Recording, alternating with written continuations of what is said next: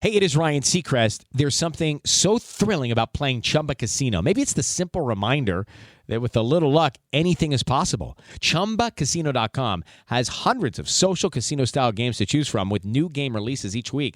Play for free anytime, anywhere for your chance to redeem some serious prizes. Join me in the fun. Sign up now at ChumbaCasino.com. Sponsored by Chumba Casino. No purchase necessary. VGW Group. Void where prohibited by law. 18 plus. Terms and conditions apply. How do you feel when you switch to Geico and save on your car insurance? It's like going to work on Thursday morning and thinking to yourself, just one more day until Friday. But then somebody walks into the elevator and says, Happy Friday! Then you check your phone quickly and discover today is actually Friday. So yes, happy Friday, random stranger in the elevator. Happy Friday indeed. Yep, switching and saving with Geico feels just like that. Get more with Geico. My name's Adele Onyango, and welcome to another episode of Legally Clueless. No, seriously, I have no clue what I'm doing, but I'm pretty sure I'm not the only one. Hey you, welcome to the second last episode of 2024. And first of all, thank you so much for rocking with the podcast this year. It's been a year of so much growth. Our wellness talk started this year. Our last wellness talk of the year had over 100 people attending. Do you know how hectic that is? Oh my goodness. And, we just really started the year off on such a high with the East Africa tour. Our YouTube that I feel like last year we hadn't really gotten a handle on. This year just kind of like really took off, and we've had never ending programming on there. So, we couldn't have done this without you. And so thank you so much for being part of the family. Next year looks like a year that's going to have a lot more in-person events. And so please be on the lookout for them. And if they're happening near where you are, please come through. I really love meeting people who listen to this podcast because we have so much in common. Just yesterday, I was buying more pairs of earrings that I don't need. And as I was leaving the store, I met a woman who was just like, oh my God, listens to the pod and was like, I got so inspired to take up therapy. And I had to tell myself not to start the long conversations on therapy because I was running late for another appointment. But yeah, when I was leaving, I was like, man, we actually do have a lot in common as a community. So I love meeting you guys, and I hope 2025 brings more opportunity for that. Next week will give you the 2024 episode, so I'm not going to share any lessons of the year just yet. If you're new to this, every last episode of the year is full of 12 lessons I learned during that year. And so next week will be the 2024 episode. Last thank you is for all the love you've shown the Lupita episode. Woo! Oh my God, from all over. And I have to shout out Africans in the diaspora, Black Americans as well. I feel like the comment section of that episode on YouTube sparked a connection that we don't really see on many social media platforms. We see a lot of divisions, and it was really nice to see that. And also because I took a time off from interviewing just so that I could perfect my craft. I would watch interviews this year. I watched so many interviews because I was just like, I need to get better. It could be someone is interviewing a guest I don't even know, but I would be like, how did he get the guest to feel that way enough to share? I wonder how they prepped before. Getting your validation for all the work I've put in from the Lupita interview and just hearing back from you in the comment section meant a lot. And so thank you so much for the affirming feedback. I've really been putting in work, and that's another thing that 2025 is going to bring. A lot more interviews on this platform, especially on our YouTube platform as well. I'm back. Anyway, before we jump into the story today, I do want to tell you to check out a friend's album that is fucking fantastic. I am a poet. I love spoken word. And a couple of years ago, I want to say 2015, I was fortunate to be an ambassador for a regional campaign. I was a Kenyan ambassador, and the Nigerian ambassador was a poet called Titi Lope. And our friendship was sparked then, and we've remained friends ever since.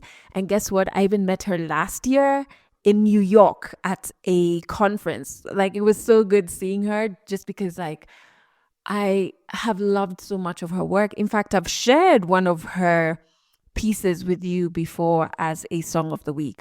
But she has this body of work called Sis. Oh my word. Every single African woman needs to listen to it. It's so healing. Oh my goodness, it's so healing. And poetry teamed up with music is always so wonderful. Yeah. I've been writing so much during this, holiday season, and a lot of it has been sparked by listening to that album. So please give it a listen. The last thing that I will share is that if this holiday season you're feeling a bit lonely, I know we're in a time where, especially as millennials and Gen Zs, we're redefining what community looks like to us, what family looks like to us. And it might mean missing out on family gatherings during Christmas. Or maybe you're like me and that just feels overwhelming and you'd prefer one-on-ones or even just to be alone. Hello, introverts. So if at all this holiday season you end up feeling a bit lonely, let it pass. Don't try and swallow it up. I think every emotion arrives, and just feel it, But also there's something I read recently that was talking about how our thoughts are our feelings. We feel what we feel because we think what we think. And so even with me, anxious attachment is so real. I have been catching my thoughts much better and realizing actually it's true. If I think a certain thought, almost instantly a feeling follows it. And sometimes that thought is so untrue. It's just like birthed by anxiety that's irrational. So first, interrogate the thought that has led to the feeling. But if indeed it's real and you feel feelings of loneliness, just let yourself feel them. It's okay. Just let yourself feel it. And then find ways in the holiday season to do things that are to bring you joy, not to bring others joy. Whether it's buying yourself a gift so for me, this year I haven't really been eating a lot of sugar just because I went through health manenos and I would just get like crazy migraines. And so I was actually forced to be off sugars, processed sugars. Anyway, so I've been off candy for a while, but every Christmas I love my stockings hanging by my fireplace full of candy. Granted, this year it's probably going to be someone else eating tons of them. But I made sure to do that tradition for me. And I included some of my favorite candy in there. It might take me 6 months to finish the candy because I'm only allowed a certain amount at a time. So I can't like binge. But I as much as, yes, I included somebody else's favorite candy in it, I did that act for me, for myself. And I was like, babe, this is for you. This is a tradition that we probably are going to keep every December, and it's purely for you because it just brings you ridiculous joy to walk into my house and see my stockings at my fireplace and know they're like full of candy. In fact, like there's one candy I didn't get and it's my favorite, these Chupa Chup lollipops. I couldn't find them at the store I was at. And I was like, Tuesday morning, which is Christmas Eve, that is on my to-do list. Can you imagine that? But it's purely to bring me joy. So find the things that you can do because they just make you happy. I think sometimes you can start feeling like, It's not a holiday because I'm not doing stuff for others. But what about you, babe? What about you? All right, let's jump into the story. And this is quite an interesting one. I have thoughts, but I will share those thoughts after you listen to Joy. And the story has everything to do with boarding school, Catholic boarding school, CU, and sexuality. 100 African stories on Legally Clueless. Stories from Africa.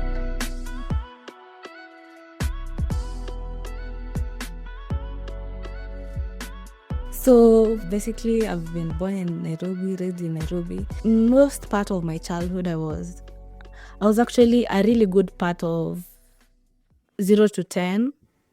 I lived with my dad alone, but he was always at work, so like I was always the house help, which I don't have an issue against. I had a good time because it felt nice being an only child. I don't know. I love attention. I always thrive when attention is there. So I was really fine. But then I got to, that age bracket of 9, 10, 11, 12. That I feel like that's a really... It is Ryan Seacrest here. Everybody needs some variety in life. That's what I love about Chumba Casino. They know how to keep things fresh and exciting. All their games are free to play, like spin slots, bingo, and solitaire. You can claim free daily login bonuses, too. And they release new games every week. So spice things up with ChumbaCasino.com now for your chance to redeem some serious prizes. Sponsored by Chumba Casino. No purchase necessary. VGW Group. Void where prohibited by law. 18 plus terms and conditions apply. How do you feel when you switch to Geico and save on your car insurance? It's like finishing your laundry and successfully matching all your daughter's baby socks together on the first try. Let's see. Panda socks, fire truck socks, socks with those cute little strawberries on them. You matched each and every one of those tiny socks. I mean, has this ever happened in the history of laundry? And a penguin wearing a cowboy hat socks. Done. Enjoy the moment, Dad. You've earned it. Yep, switching and saving with Geico feels just like that. Get more with Geico. Important window in someone's life because a lot of people relate their childhood to that specific window. I was having a discussion with a friend of mine not long ago, and we were discussing how when a lot of people say they have trauma, it's usually because of a specific period. So we were talking about how people have different windows in their life. The window can be at 20, at 19, at 30. That makes them the person they are. So this was, I think my 9 to 12 was a really important window as to who I am right now. So at around that age, I had a whole shift in character. I used to be a very introverted kid. Till upper class 5, I used to go to school and never speak to anyone the whole day. I don't know how I used to survive being I'm very extroverted right now. Then I don't know, I got to class 6, 7, and then I started over speaking. I don't know how that happened. Yeah, and I started being really jumpy. I was recently reading about symptoms of ADHD in females that are way different from those of men. The earliest you can diagnose a child with ADHD who's a man is 9 years. With females it's 12. The signs are more of justifying bad character because the symptoms are overshadowing someone when they're speaking. You interrupt them, or you're rude, or very temperamental. Those are just some of them, not all of them. And I had these behaviors, and it was always, oh, Joy is not listening to the teacher. Oh, Joy is too jumpy.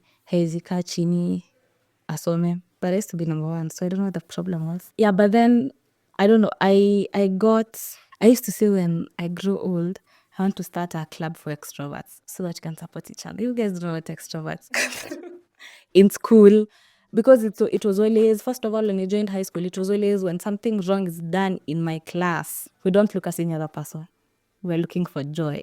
Majorly, I felt or faced a lot of unbiased judgment because of how I was. So I later on in life came to learn I had ADHD, and when it's not discovered early and managed, it leads to severe anxiety, sometimes depression. It can give you BPD. I really struggle with those things right now. They affect my days so much. I wish someone was there to tell the people around me that this is a problem. I'm scared of having kids because, like, I'm pretty sure my parents, like that generation don't know much about mental health, and it's not their fault.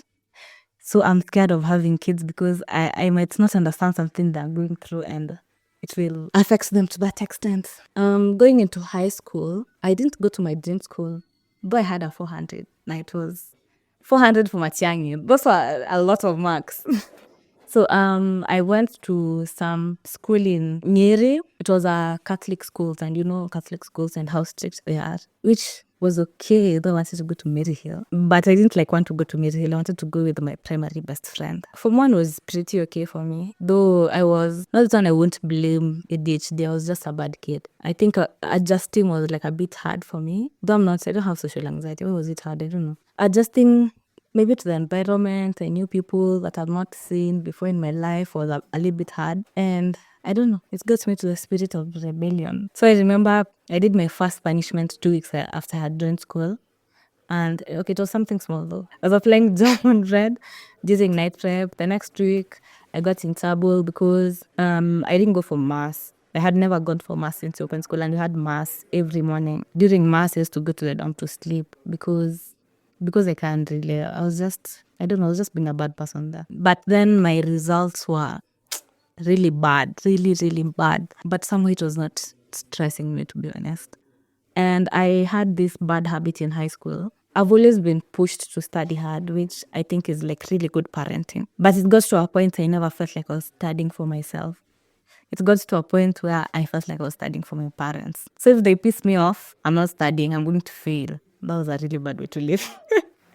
Okay, thinking of it from a psychological point at this point in my life, I'd maybe assume maybe I got more attention when I failed. I don't know, but there are just times I decided I won't fail. I think high school was really a major part in shaping who I've become right now. And I'll get to that when we get to the Form 4 part. So Form 2, I think Form 2 was just normal for me. People still liked me somehow, a little bit more. Form 2, I realized I actually liked a girl. I was in a very strict Catholic school. One of the first things we were told when we joined Form 1 is lesbianism is a cult. And Lord knows, I believed that. I believed that for a really long time. So by that time, I was really, really religious, like really religious. I used to sleep when, it was all on the floor and I was praying. I was really, really, really into CU, really into the ways you've learned that this is the right way to worship God. These are the rules. But that's not my belief as of now. I'll get back to that. So I liked this girl, and she was my best friend all through from 1 to around that time. And we got into an argument one day. I was probably the only one in my class who knew she was gay, and I was not even sure. I was just told by someone else in Form 4. So we got into this argument, and she told me, I don't want to be your friend because you land me in trouble. And then I told her, we were actually like arguing in front of the class, but we didn't think people were listening. And I told her, oh, you think I don't want to be your friend and you'd make me a lesbian? But that was more of denial, And then everyone like went quiet. It was like a big deal in high school. Everyone went quiet. And I was like, damn, what have I done? But then after we stopped talking, because we completely stopped talking, we wouldn't even look at each other. Teachers intervened. It was some serious Cold War. When we stopped talking, she obviously got other friends. And then I started realizing, I was feeling so jealous. I should into this girl. See what I did? Oh my God. So I just went and spread that rumor in the whole school because I can. Because I don't know, I feel like this was a really bad approach. But then, at this point, I don't know how it feels like to be judged for being gay.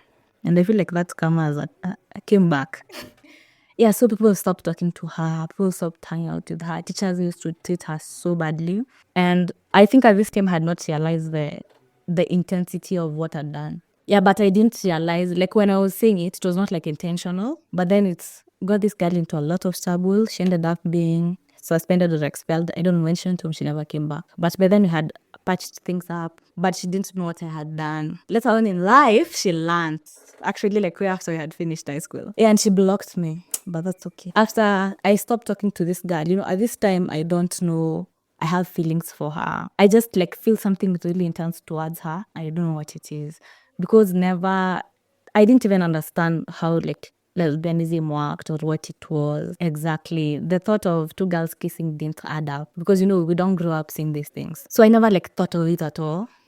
But then it came to a point I started writing love poems for her. She's not talking to me this time. And I don't know, it felt nice writing them. But then one day I sat down and started reading that book. Like half the book were poems to her. I realized, I think this is love. And I got so hard on myself. I started fasting, telling God, oh my God, the devil is trying to consume me. Take this away from me. So by the time this girl transferred, when she transferred, I didn't have like feelings for anyone else. So I just shrugged it aside. I didn't think much of it into being a lesbian. Yeah, then time went on from Form 3. Form 3 was my academic reawakening year. Like I really worked hard academically in Form 3. I don't know, I just feel like I was somewhat in a good headspace at that point. Because when I'm not in a good headspace, I can't do anything. So I said after that other girl was chased out of school, I had gone back to thinking, you know what, maybe I was just delusional. I don't have feelings for girls. So like I went back to being a normal person, subjective normal. Yeah, so at this time during COVID, I had a boyfriend. And what? So one day, like you remember how the lockdowns were so strict, you're not allowed to go outside, etc, and I really wanted to see my boyfriend. So what did I do? I woke up one day, unlocked the gates, left, wanted to see my boyfriend, didn't inform my mom. My mom got so angry and then turned off my phone. Mind you, this boyfriend even didn't like me. So when I came back home, I came back with P2 and there were two things. And I had weed. I'm not even a smoker. I don't know why I had them. To be honest, I just had them. Being a rebellious kid. And I had them in a gift box. So a few days later, by then my parents are so angry at this point. Very angry. They're not even speaking to me. So a few days later, I left to go to the shop. And then when I came back, this gift box is missing. And I'm called into the car. Joy, come here. I'm like, what's going on? And then they start giving me the pregnancy talk. You're going to ruin your life. You'll get pregnant and then you'll have to drop out, etc. And they were insisting on the topic. Like, I get the point, okay, I made a mistake. Let's move on. But they were insisting. So you know what I did? I told them I'm actually a lesbian. I was not a lesbian. I just needed to get out of the situation.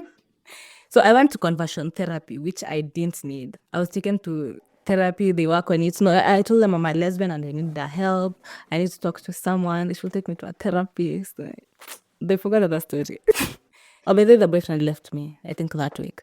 I went to conversion therapy even before I knew I was a lesbian. So when we went back to school in October, we were just Form 4s alone. So like Form 4s were put in the same dorm because we can't scatter around and we're like 200 people in school. How was that period? I don't remember much from it, to be honest. But this is around the period. It is Ryan Seacrest here. There was a recent social media trend which consisted of flying on a plane with no music, no movies, no entertainment. But a better trend would be going to chumbacasino.com. It's like having a mini social casino in your pocket. Chumba Casino has over 100 online casino-style games, all absolutely free. It's the most fun you can have online and on a plane. So grab your free welcome bonus now at chumbacasino.com. Sponsored by Chumba Casino. No purchase necessary. VGW Group. Void where prohibited by law. 18 plus terms and conditions apply. How do you feel when you switch to Geico and save on your car insurance? It's like finishing your laundry and successfully matching all your daughter's baby socks together on the first try. Let's see. Panda socks, fire truck socks with those cute little strawberries on them. You matched each and every one of those tiny socks. I mean, has this ever happened in the history of laundry? And a penguin wearing a cowboy hat socks. Done. Enjoy the moment, Dad. You've earned it. Yep, switching and saving with Geico feels just like that. Get more with Geico. I actually came to fall in love with a girl, though it was very much unplanned. So this specific girl, who we had shared a boyfriend with once, so we hated each other, came to sit next to me, and we never used to speak. Now I'm a very petty person. When I don't know if our paths cross in the wrong way, I'm very good at assuming you don't exist. I don't know why she decided she wants to come sit next to me, because I went to school way later after people had gone back. And I don't know, we started talking somehow because, we're helping each other academically over here. She was a very smart girl, like very extremely smart. I don't know if you are like a Kenyan who was in Kenyan school, 844 school, there were this contest called Mathletes. And they were like really hard. I used to look at those papers and I couldn't solve one question. Yeah, and she used to get 100 in those contests. I don't know how. This girl was extremely smart. And somehow we had the same handwriting. So during exams, she used to finish the paper in like 30 minutes. And then she's like, I do yours. And she used to do my paper. But with a little bit of errors because I was not as smart as her. Yeah, and I don't know. I liked this aspect as much as I didn't like her like that. And then one day she came to me and told me she doesn't like how other girls want her and she's not even gay, etc, etc. And I was like, there's this specific Marvin she used to wear, and when she used to wear it, she used to start bouncing and have some deep voice. I don't know. The Marvin used to change the character. And I was like, if you don't want them to want you, why do you sometimes behave like a boy? And she told me, because I want you to notice it. I was like, okay. So let me actually explain this part. This girl was, how do I put it? I think she's the last person you'd ever think of to be a lesbian. She was a very quiet girl, very reserved, conservative. You really wouldn't assume. You wouldn't even think of it even if you were told. It wouldn't make sense. So when she told me that, I ignored it the first time. Then the second time I realized, she's going to cut me off. And I need my maths papers done. So I did. I don't know. I accepted whatever she wanted, which I didn't know what it was. And with the time, I actually like really ended up loving her like so much. But then after high school, like I think a month or two later, she was too far, long distance, not my forte. Oh, but she left me, I didn't like leave her. She found a boyfriend, so I don't know. I was the face for her. Yeah, but at this point, like as much as I had fallen in love with her, I still had a boyfriend before I left the boyfriend for her. I dated both of them for a while because I didn't know what to do. Because again, according to me, I still don't think I'm gay. I just think it's a phase because I'm in school. So after she left me and I had already left my boyfriend, I was wondering now, what am I? And I'd call myself a perfectionist. I always want answers. I always want to be sure of things.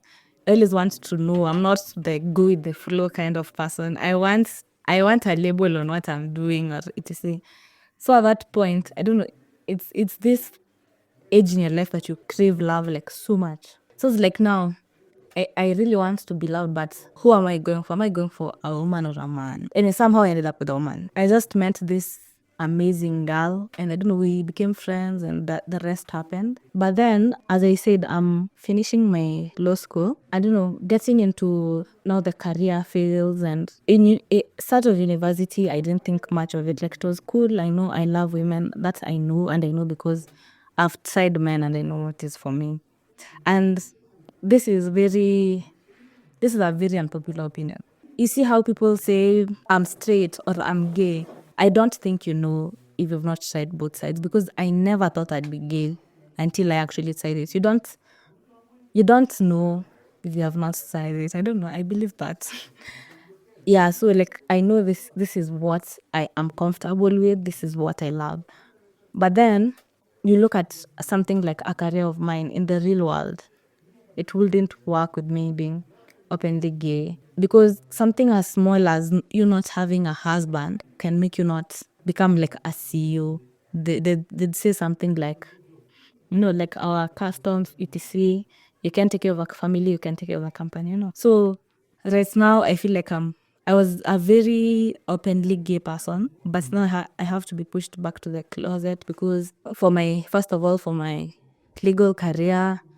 Second, if I mentioned I'm a model now. If I'm a face of something, they wouldn't want a controversial person or someone. Yeah, they don't do PR in modeling. They don't want PR. You have to live by the rules. And let me just talk a little bit about modeling. I got into modeling as a joke. I'm very adventurous. One day I woke up and decided, you know what, I've never done this. Let me do it. Because I don't know, I have a really long portfolio. So I was like, you know what, I've never done modeling and I'm getting old. Let me do modeling. And other than hook, this is the other thing I've learned so much. But then they don't prepare you for how hard modeling is. Modeling is 10 times harder than law school. Because it's not just walking. Walking is like 10% of it. They need a perfect girl for you like to win a crown. They need a business-oriented girl, a girl that has a really strong running charity, a girl that's really pretty, can do her makeup, can dress up, is very confident and is very vocal about, a lot of things and things that are not controversial. You have to be really neutral on all topics. You can't be opinionated about anything. Like, there's a lot that goes into this, and I feel like people don't know it.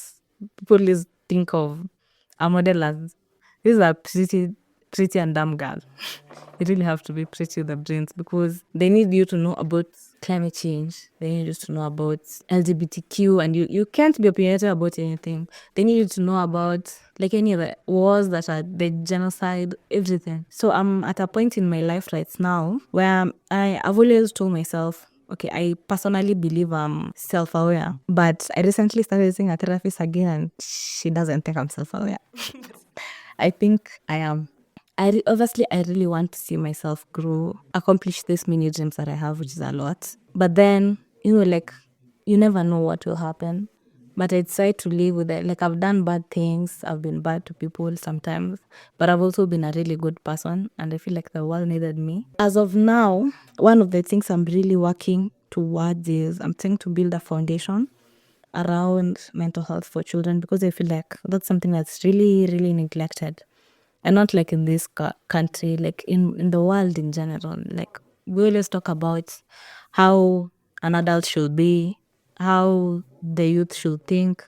We never consider, what the child is going through. And it's always, they can't express it. And no one has actually tried it and they can express it. You just don't give them the room.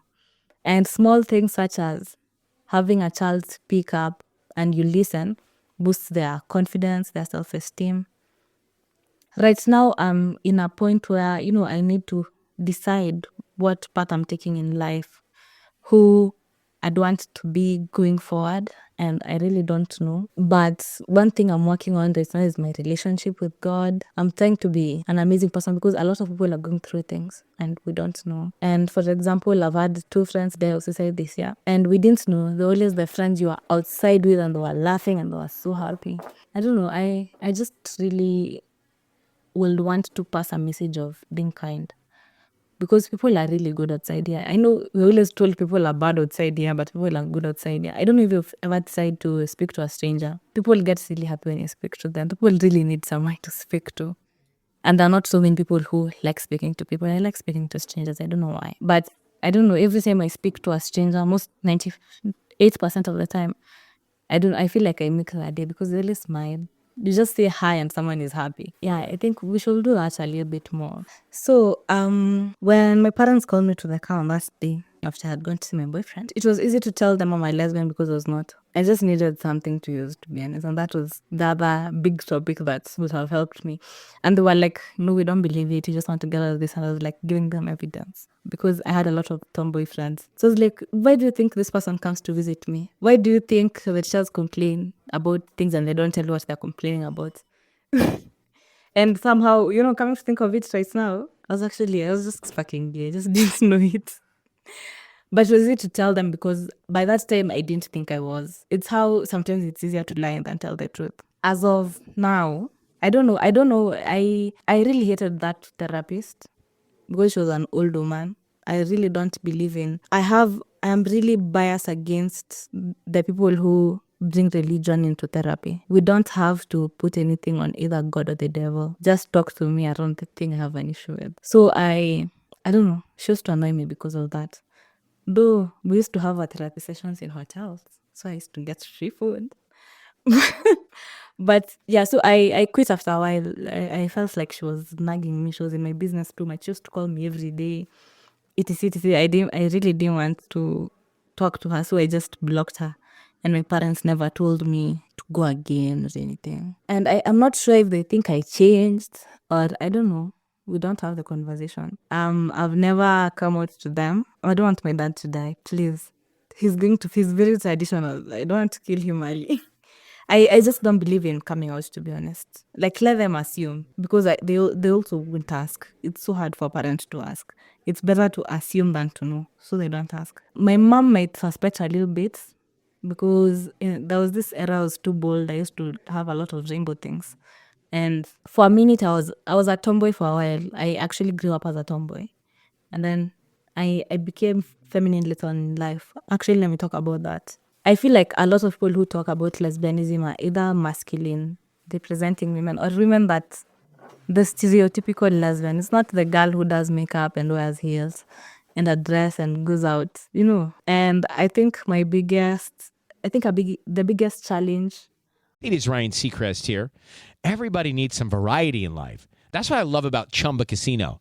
They know how to keep things fresh and exciting. All their games are free to play, like spin slots, bingo, and solitaire. You can claim free daily login bonuses too. And they release new games every week. So spice things up with ChumbaCasino.com now for your chance to redeem some serious prizes. Sponsored by Chumba Casino. No purchase necessary. VGW Group. Void where prohibited by law. 18 plus terms and conditions apply. Of being a feminine lesbian is just get a man. And it's not like an assumption from just like ordinary people. Even in the dating pool is so hard, because even if I want to date a girl, the girl just assumes I will end up with a man. Like, come on, can't you just wear a dress? There is a lot of that assumption. As much as the masculine representing lesbians face the discrimination of being masculine, there's also a lot of discrimination in the feminine side, because people don't understand why you're girly and you decided to love a girl.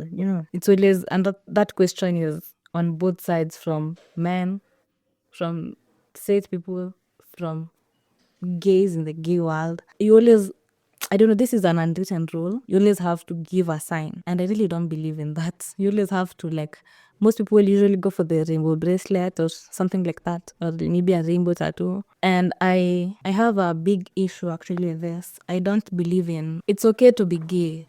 I am gay and it's okay. But there's this habit people have of centering their life around the sexuality. And I feel that's very limiting.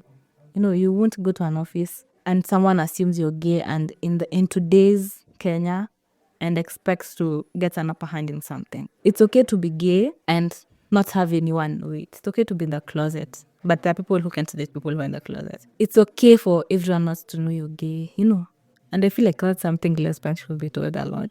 Like, it's okay to not have your whole life revolve around your sexuality.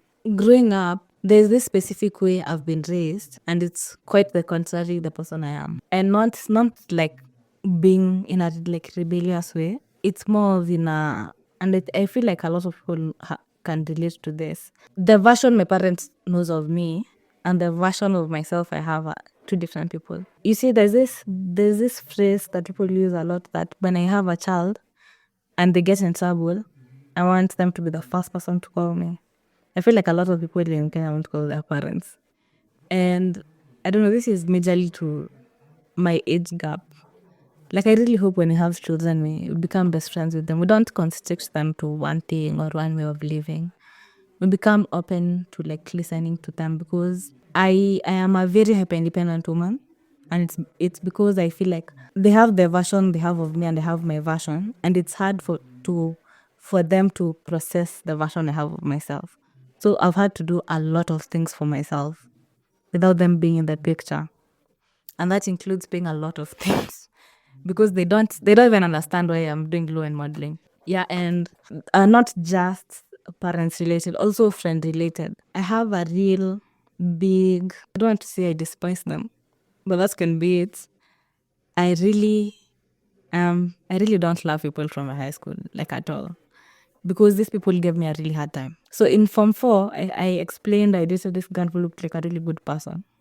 You'd never think of it. And I was a very loud person, and I got judged a lot for being loud. I was not even doing mistakes. Actually, in Form 4, I was a really good girl, but she's the loud one.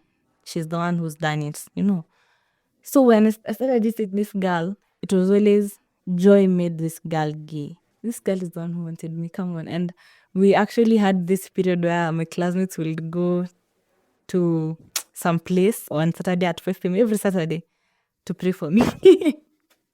because I was going to reduce their mean, because I'm doing the cult thing, explain how they always said lesbianism was a cult.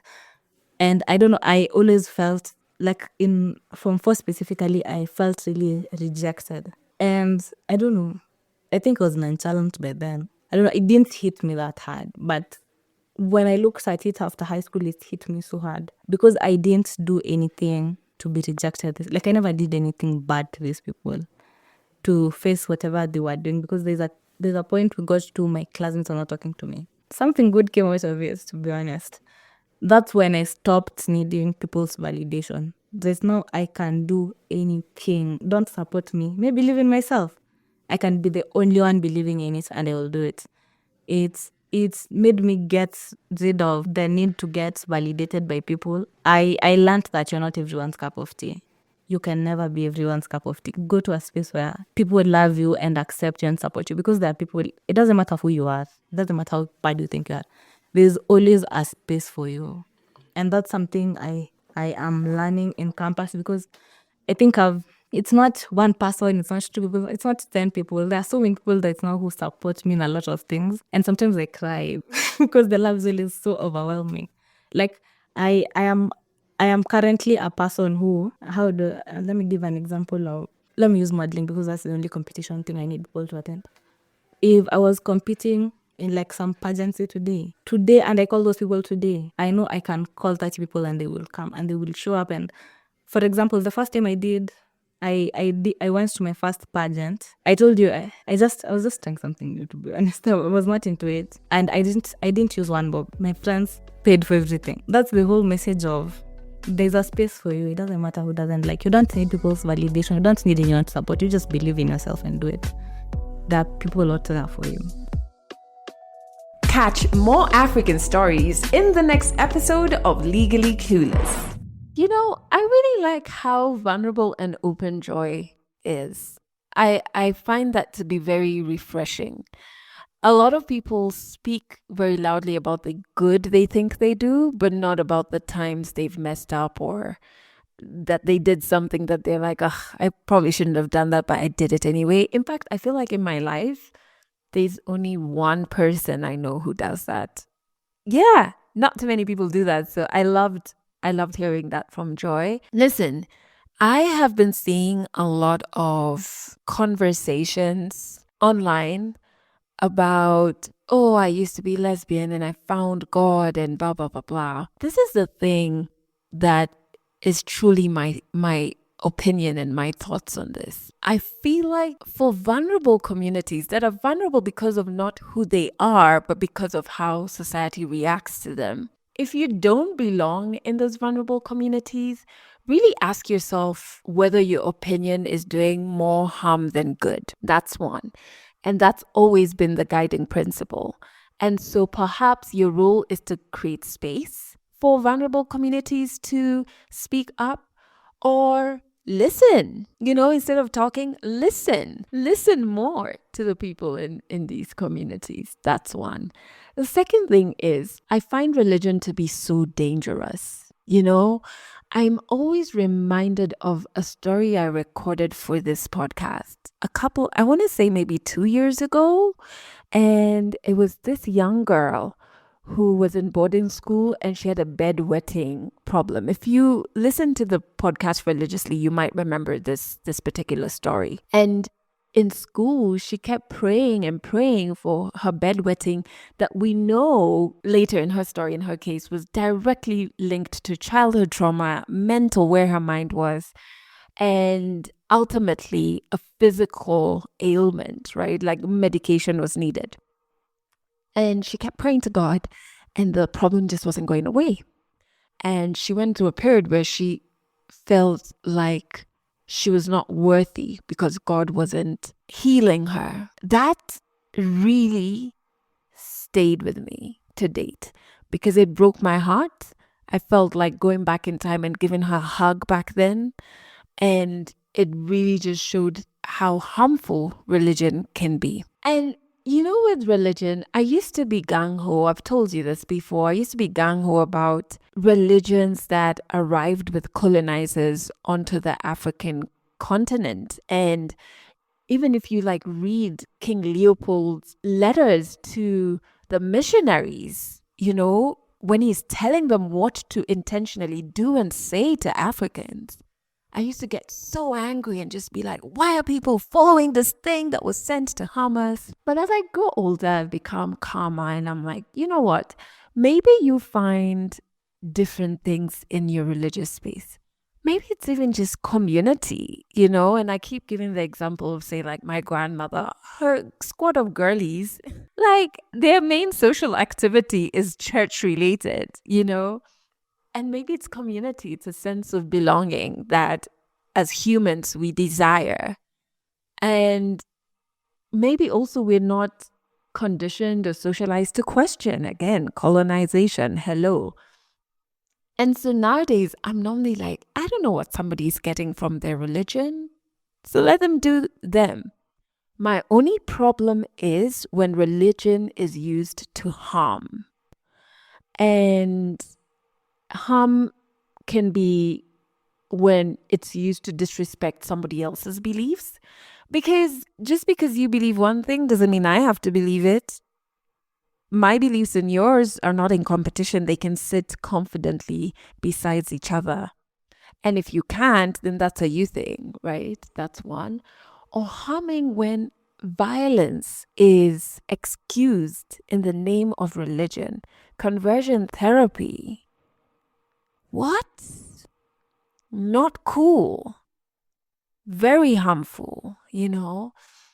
And so when I see the conversations on, I used to be lesbian, I found God, I just find them so harmful because it affirms so much harm to vulnerable communities that are vulnerable not because of who they are, but because of what everybody else perceives of them. And it's always been so interesting to me that when we talk about the queer community, those who don't belong in the community and are discriminatory round off the queer community to sex. And then how is that my business? I don't know. It's just always confused me. The reaction has always confused me. And so I just hope we could be a bit more secure in our own truths so that we don't feel challenged by a truth that is so different from ours. Many things can be true at the same time. That's it for this episode of Legally Clueless. You can share this podcast with your friends. You can keep it for yourself. I'm not judging. Just make sure you're here next week for the next episode. Every day when you log into ChumbaCasino.com, the ultimate online social casino, you get a free daily bonus. Imagine if you got daily bonuses in other parts of your life. I chose French fries over loaded French fries. I asked Stuart from accounting about his weekend, even though I don't care. I updated my operating system without having to call tech support. Collect your free daily bonus at ChumbaCasino.com now. And live the Chumba life. VGW Group. No purchase necessary. Void where prohibited by law. See terms and conditions. 18+.